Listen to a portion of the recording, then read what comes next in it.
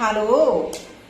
तर पुरुषांचं private part प्रमाणापेक्षा मोठं असल्यामुळे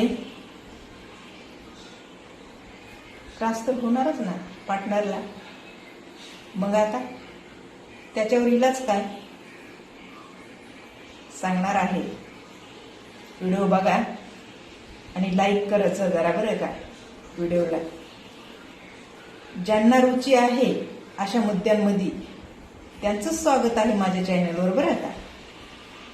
ज्यांना हे सगळं लई चुकीचं बाई बोलती तेव्हा ती पण लई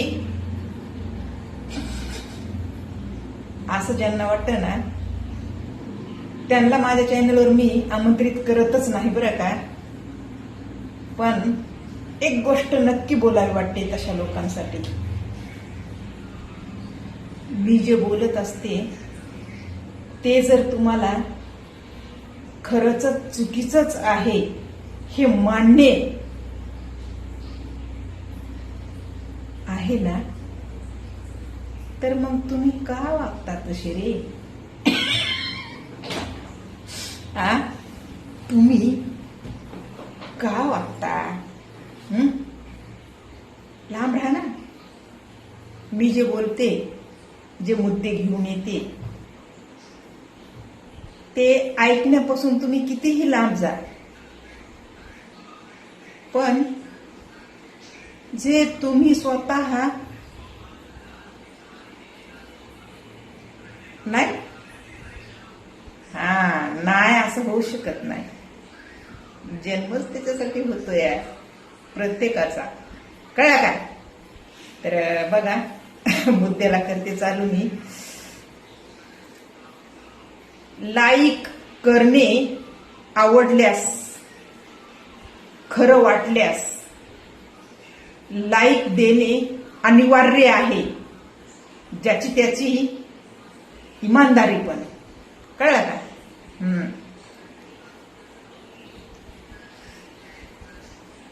एका दादाने मला मेसेज केला होता बरं का. बरेच दिवस झालं पण ते मी मेसेज बघतच नाही. जेव्हा कमेंट मध्ये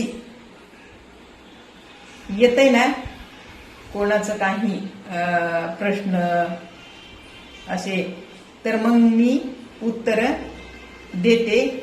तर त्याच कारणाने मॅडम मेसेज बघा मी कमेंट मध्ये नाही बोलू शकत असं.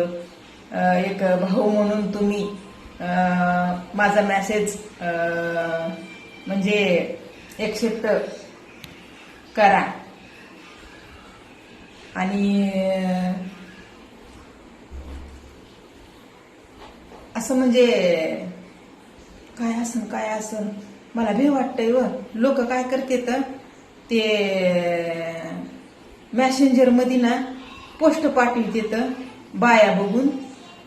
काही सडके लोक असतात ना ते लोक अशा पोस्ट पाठवते तर की डायरेक्ट निवस्त्र असणाऱ्या डायरेक्ट 6 महिना सगट एकूण एकायचं चालू मध्ये पोस्ट ते तशा पाठवते तर लय बऱ्या तसं आढळून आलेलं होतं बरं का. त्याच्यामुळं ठरवते मी ते बंद केलंय सगळं. ते मॅसेंजरच लॉक आहे. तर मला भेवच वाटू लागलं. पण अजून पुन्हा मला कमेंट केली.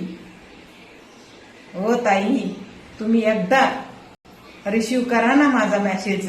बघा ना तुम्ही ऑन करून जरा. म्हणजे त्यांना बी माहिती आहे मी बंद ठेवलेला आहे म्हणून. आता इकडं युट्यूबला तिकडले लोक जे असतील ना ह्याचे इंस्टाग्रामवरचे तर तुम्हालाही कळणार की वंदना खरं सांगायची आहे. कारण की खरंच मी मेसेज बघतच नाही कुठंच. फेसबुकला बी नाही कुठंच नाही. बघितला मेसेज तर त्या दादाचं म्हणणं काय होतं. ताई प्रमाणापेक्षा थोडस साईजने मोठा असल्यामुळे बायकोला त्रास होतो. बायको जवळच घेत नाही मला. तर असं कुठल्या गाड्याला वाटतं बायको असताना की बायकोने जवळ नाही येऊ द्यावा, आपण बायकोच्या जवळ नाही जावा. मनातल्या भावना मनातच ठेवावे लागतात. कधी गेलं जबरदस्तीनं म्हणा, बळच म्हणा, कसं म्हणा, तर बायको म्हणजे जरा जास्तच त्रास व्हायल्यासारखं दाखवून देते या, रडत बसते या, असं तसं. तर त्यांच्या काही गोष्टी ते त्यानं व्यक्त केल्या बरं का. असं व्यक्त होत नाही तर कोणी. अर्धा आयुष्य तर त्याच्यातच जात या विचार करण्यामध्ये. कुणाला सांगावं, कुणाला बोलावं, कुठं बोलावं, कसं बोलावं, काय म्हणतील लोक, काय म्हणतील समोरचे, आपण जिथं बोललो तिथं ते काय समजतील, आपल्यामधली कमी कुणाला माहिती होईल, तर मग आपल्याला ते पुढे चालून आपल्याबद्दल विचार त्यांच्या मनामध्ये कसे न कसे येते. ह्या अशा गोष्टी लई माणूस ना विचार करून करून करून अर्धवर वय निघून जात या. पण ते कुठं बोलायची हिंमत करीत नाही. या सोशल मीडियामुळे आता कशी काय की बोलायले, तर जसं मी बोलायले आहे, धडाधड बोलते तसं बोलत येत आता. तर बघा, ते मेसेज मी बघितला आणि त्यांना कळालं मी मेसेज बघितला म्हणून. मी काय रिप्लाय केलाच नाही. पण त्यांना कळालं मी मेसेज बघितला म्हणून त्यांचा. तर पुन्हा त्यानं मला मेसेज केला, ताई काय माहिती द्या म्हणून. तर मग मी काय केलं, वयस्कर बाई आहे माझ्या सासरी, जराशी ती देते झाडपाला, कुणाला काय ते बायाचं बघा टाळू लागलेलं असतं या, कंबरला ते म्हणजे चमक भरलेली असती या, ते उतरीती या इचू चावल्याला, हे असं ते मंत्र टाकून ते तसं कुणाला काय ते असतंय या गावाकडनं असतंय माहिती. तर मग विचारलं मी, अशाला असं आहे म्हणलं, आणि त्याच्यावर काय म्हणलं इलाज. तर ती काय म्हणली मला, अगं म्हणली लाजाळू खायला लाव, लाजाळू खाल्ल्यावर जरा त्या माणसाला त्रास बी होत नाही आणि उठून बी बसत नाही त्याचं, जरा शांत होत या. मग शांत झाल्यावर पुन्हा मग कमीत कमी त्या पुरुषाला तेवढं जाणवत नाही, तकलीफ होत नाही, जीवाला त्रास होत नाही. आणि म्हणलं मग त्यांची बायको म्हणलं तर की पुन्हा, आणि नाहीतर मग काहीतरी कुठाने दुसरे करीन, पुन्हा माझ्या नावानं पाप लागन, म्हणजे मला पाप लागन, काहीतरी उलट सुलट मी सांगितलं त्यांना. तर मग नाही, ती म्हणली तशा बायकायला तसंच पाहिजे ग. आता नवऱ्याला तडपावायली, पुन्हा ती तडपण. मा म्हणलं न ग, तसलं नाही सांगणार म्हणलं मी. तर ती काय म्हणली, तसं काय तेवढं होत नाही, पण जी साईज मोठी असती ना, ती कसं बघा लाजाळूचं झाड असतंय म्हण, आणि ते त्याला आपलं हात लागला की ते आकडून बसतंय म्हण. आणि तसं शेम पुन्हा मग प्रायव्हेट पार्टीचं बी होतंय म्हण तसं थोडस. म्हणजे ते प्रमाणाच्या बाहेर जे असतंय ना साईजला मोठं, ते कमी कमी होत जातंय म्हण लाजाळू खाल्ल्यावर. आता लाजाळू माहिती नाही कोणाला माहिती आहे का नाही माहिती आहे, पण गावाकडं रानामध्ये शेतामध्ये असतंय, बांधा धुऱ्यावरती झाड असतंय असं पसरल्यालं, त्याला बोट लागलं की बघा असं लाजून बसतंय, असं आकडून बसतंय, तसलं झाड असतंय. हे झालं आपलं गावठी. बरं का, मी गावठी आहे तुम्हाला माहिती आहे. जन्म माझा सिटीमध्ये जरी गेला तरी बी मी माझं काम सोडू, जे बोलायले ते फक्त पहिलं वागावं तर लागत आहे सगळ्याला. आता मायबापानं लग्न करून दिलंय, नवरा करून दिलाय म्हणल्यास त्या नवऱ्या संग जे लोक म्हणतात ना हे चुकीचं आहे. काय बाय बेकार आहे, काय बाय गदळ आहे, काय बाय बोलायली, काय बाय अश्लील आहे, काय बाय फालतू आहे, हे असं म्हणणारे ते लई चांगले आहेत म्हणा. ते आवाज यायलाय मला फोनच्या तुमच्या व्हिडिओ मधला. मालक तुमच्या फोनचा आवाज यायलाय माझ्या व्हिडिओ मध्ये. ए नवऱ्या रिकामा आवाज करतो म्हातारा.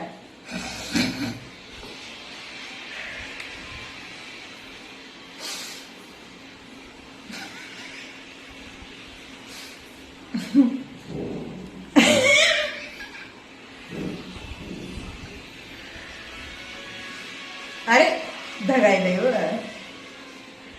बघा ना मग उगाच त्या फोन नाही लावलंय नुसतं तर का नाही बघा. सॉरी बरं का, पण हो मी अशीच आहे धडकी पडत.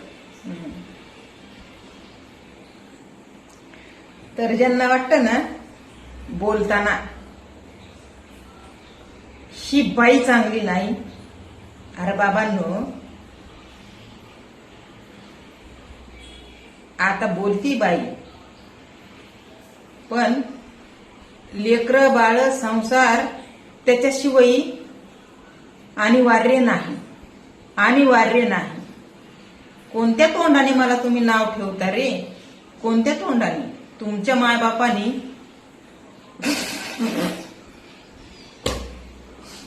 बोलत नाहीत ते असं जगजाहीर मान्य आहे. याचा अर्थ ते देवाच्या तोंडातून पडलेत का काय? नाही. बोलायला लावू नका जास्त मला बरं का. हा तर मुद्दा होता पुरुषांचं प्रायव्हेट पार्ट साईजने मोठं असल्यानंतर काही उपाय, तर ते मी सांगितलंय आपला गावाखेड्याचा उपाय. पण शहर वस्तीला शिट्टीला जर कोणाला ह्या उपायाची गरज असेल तर दवाखान्यानं काय होत नाही रे बाबांनो. हा दवाखान्यानं काय होत नाही. उगं ते म्हणायचं आहे दवाखान्यानं उठना गेलं की दवाखान्यात जायचं, दवा गोळी घ्यायची, ते उगं म्हणायचं आहे. काय नाही. त्या आपल्या शरीरामध्ये अशा घडामोडी होत्यात ना, आपण कधी ताणतणावात असता होतं, कधी आनंदात असता होतं, कधी लयच बिझी होता होतं, कधी लयच फ्री असता तर कधी लयच म्हणजे मनावर घेता. त्याच हिशोबानं आपल्या त्या एका अवयवावर परिणाम होतोय. जसं की तुम्ही जितकं टेन्शन घेता तितकं तुमचा मेंदू काम करायचा बंद होतोय, कामच करीत नाही. ज्या गोष्टीचं टेन्शन घेता का तिथंच तुम्ही हिंडून फिरून जाता. हा जसं की बघा ह्या सोशल मीडियावर आजकाल लयच ट्रेनिंगला सुरू आहे. प्रत्येकाच्या आयुष्यामध्ये कुणीतरी आलंय आणि वापस केलंय आणि ते धडधकत पुन्हा दुसरीकडे गुंतलंय आणि ते बघू बघू पुन्हा जीवाला नुसता असा त्रास होतय की ते सैनच होत नाही. मग हिंडून फिरून माणूस तिथंच जातय आणि मग ह्या असल्या ताणतणावामध्ये राहून ह्या डोसक्याचा केस सुद्धा गळून पडतय. मग आता ते तर बघा त्याच्यामध्ये कुठून राहणार आहे ऊर्जा? आ डोसक्याचे केस सुद्धा गळून पडते. तर मग खरा आपला जीव गुंतलेला असतं या, त्याच्यात ऊर्जा कशी राहील बाबांनो? हा त्याच्यामुळं सगळ्याला साईडला करायचं आणि आपल्या स्वतःला महत्व द्यायचं आणि स्वतःलाच उभं करायचं. आणि आपण जिथं उभे आहोत तिथून सुरुवात नव्याने आपण स्वतः करायची. दुसऱ्यांवर अवलंबून जेवढं राहता तेवढं तुम्ही तुमचं सगळं ढिलं करून बसता. सगळं क्रू, मेंदू हे एक एक बॉडीचा पार्ट आणि शेवट हे पण बरोबर कोणा तुमच्याच्यानं घेणं होणार नाही. आणि पाणी, हा टेन्शन मध्ये टेन्शन नका घेत जाऊ कुठल्याही गोष्टीचं. थांबा. ते जोपर्यंत आपण स्वतःला समजून घेत नाहीत, जोपर्यंत आपण आपल्या स्वतःला महत्व देत नाही, तोपर्यंत तुम्ही कुठल्याही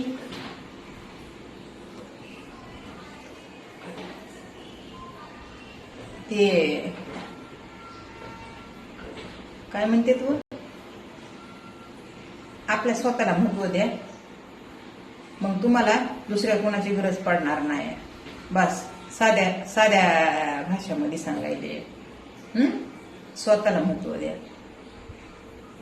उगाच स्वतःला खुश ठेवण्यासाठी दुसऱ्याला दगा देताना तर मग म्हण नका गायकवाडने सांगितलं नाही आम्हाला. हा ते लई दगा देणं म्हणलं तर आपण दुसऱ्याला दगा देतच नाहोत. मुळामध्ये आपण स्वतःला दगा देत आहोत. जरा नीट डोसक्यात घ्या. हा स्वतःला दगा देत आहोत आपण. आता तुम्ही मला म्हणता, कुणीतरी म्हणतंय हो सगळे सारखे नसते, तर कुणी चांगलं असते तर कुणी वाईट असते. आता ह्या हाताचे बोट माझ्या ही कणगुळी बारीक आहे, हे त्याच्यापेक्षा बारीक आहे, आणि हे त्याच्यापेक्षा अजून बारीक आहे, तर हे त्याच्यापेक्षा अजून बारीक आहे. पण हे फिंगरप्रिंट सगळ्यात मोठं आहे का नाही?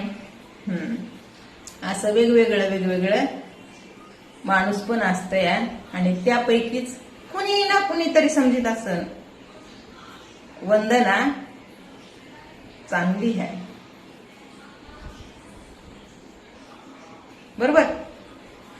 तर मग तुम्ही मला चांगलं म्हणत असाल तर मी तुम्हाला समजून नाही घ्यायचं की हा बाबा हे माझ्या हिताचं बोलते, तर यावर लक्ष न देता ते वाईट जे असते तर त्यांच्या सोबत तुम्हालाही मी त्यांच्यातच जमा ठेवलं तर मग मी माझ्या स्वतःच नुकसान करून गेले ना. जे मला चांगलं म्हणतंय त्याला बी मी लोटून लावायले. तर मग असं असतंय व. तुम्हाला एक उदाहरण सांगितलंय, माय जाऊ द्या आता बस झालं. हा चला बाय.